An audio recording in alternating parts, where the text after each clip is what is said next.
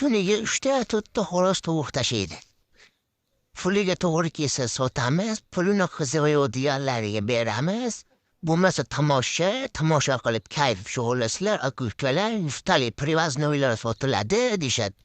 Hammani dardi sotish bo'lib qoldi. Bozorda tugab ketyapti, firmada tugab ketyapti, lekin bularda hech tugamaydi, hech xo'roz tovuqlar. Voy o'ldirib yutdi, bir raundda qochirib yutdi deb maqtanishni bilishadi.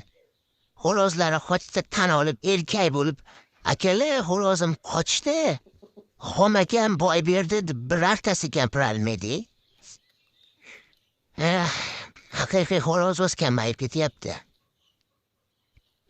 Qizil kitobga kiritiladigan bo'lib qoldi xo'rozvozlar.